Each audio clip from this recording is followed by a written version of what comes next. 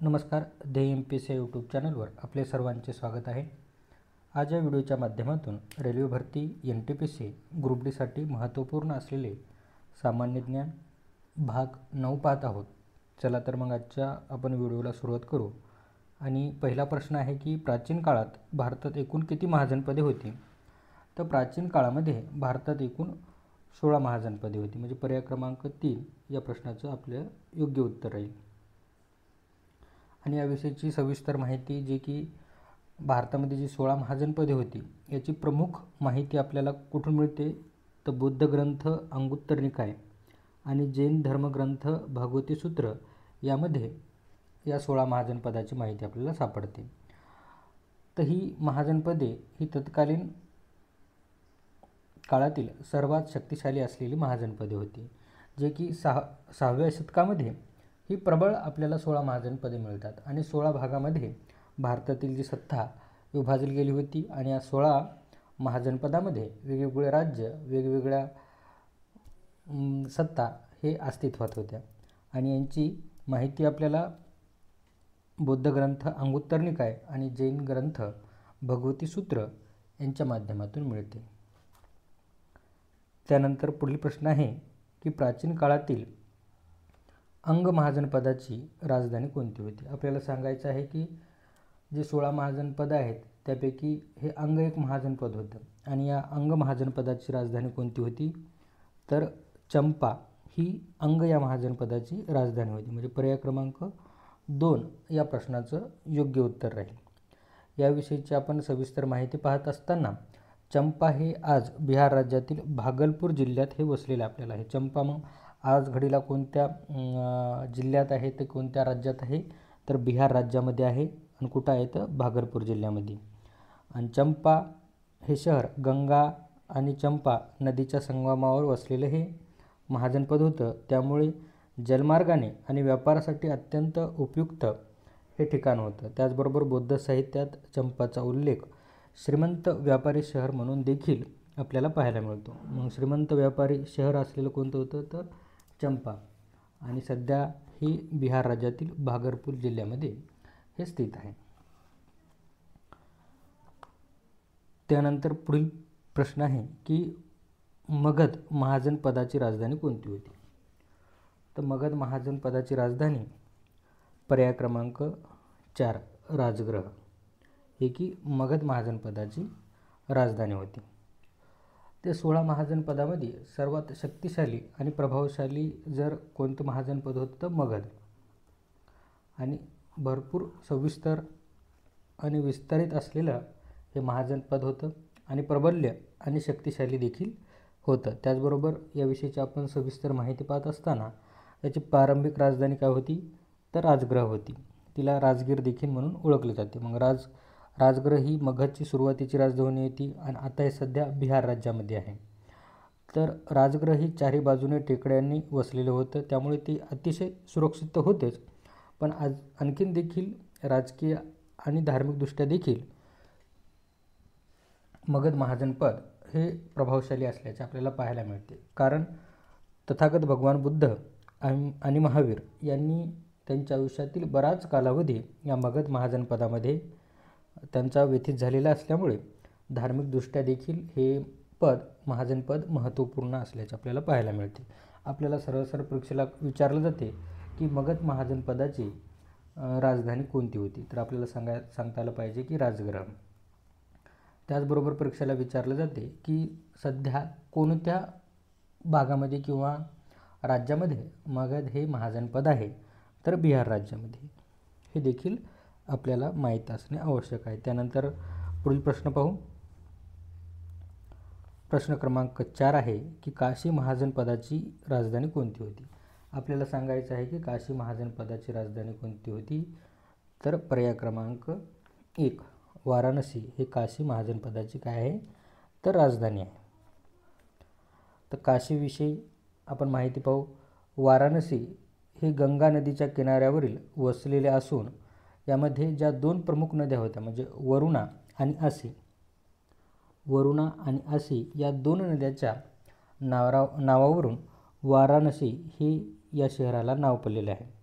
हे देखील माहिती असू द्या.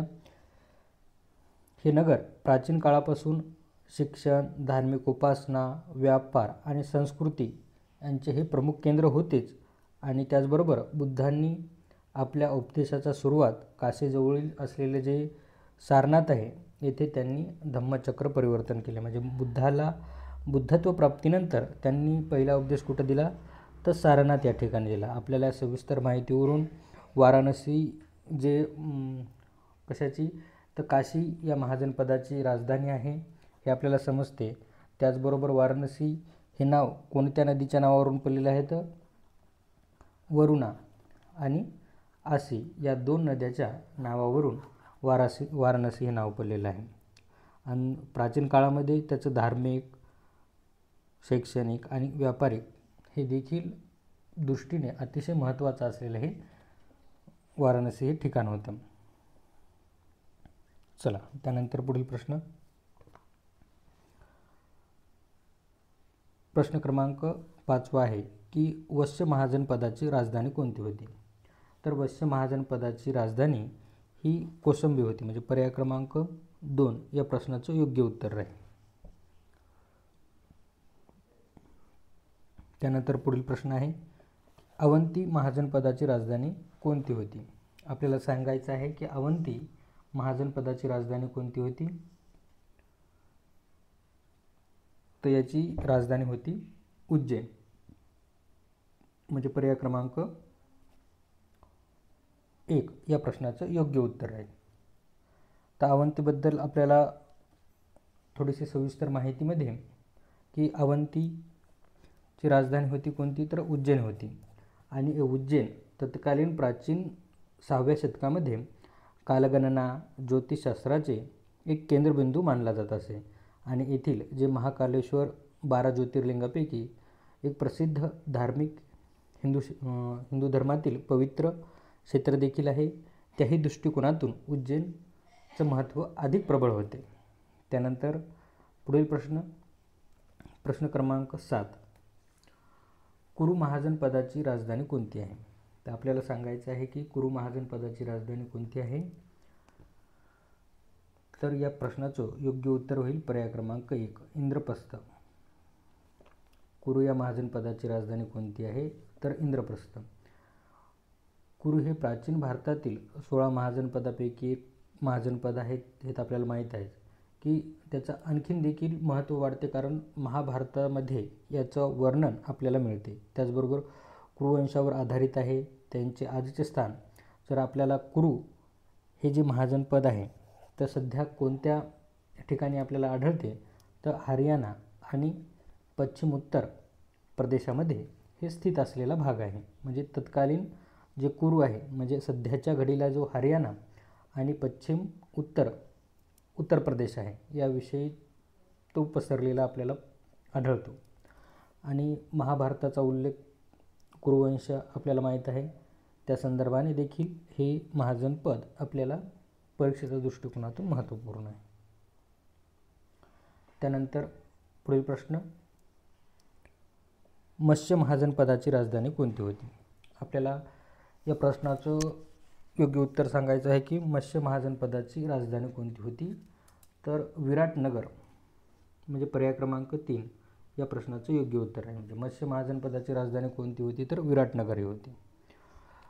त्याविषयी आपण सविस्तर माहिती पाहू की मत्स्य हे महाजनपद 16 महाजनपदापैकी आहे हे तर आपल्याला माहीत आहे. याचा उल्लेख महाभारतात विराट राज्य म्हणून देखील आढळतो. म्हणजे महाभारतामध्ये याचा जे मत्स्य महाजनपद आहे याचा उल्लेख काय आढळतो तो विराट राज्य. आणि मत्स्य महाजनपद हे मुख्यतः आजच्या राजस्थान भागामध्ये स्थित आहे. तर मग आपल्याला विचारलं जाते की परीक्षेला मत्स्य हे महाजन जे विराट ज्याची राजधानी होती हे कोणत्या भागात स्थित होतं तर आजच्या राजस्थानमधील जयपूर आणि आलावार या जिल्ह्यामध्ये स्थित आहे. त्यानंतर पुढील प्रश्न आहे गांधार महाजनपदाची राजधानी कोणती होती. तर आपल्याला सांगायचं आहे की गांधार महाजनपदाची राजधानी कोणती आहे तर तक्षशिला.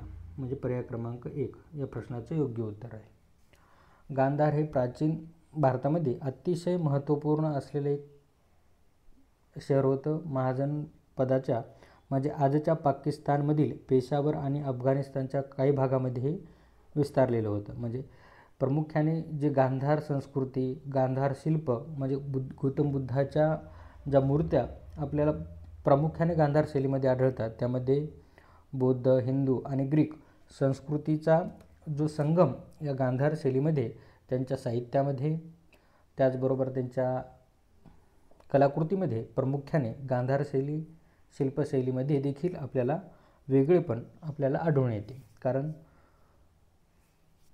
ज्यामध्ये जो ग्रीक संमिश्र पद्धतीचा देखील मोठ्या प्रमाणामध्ये प्रभाव आपल्याला दिसून येतो.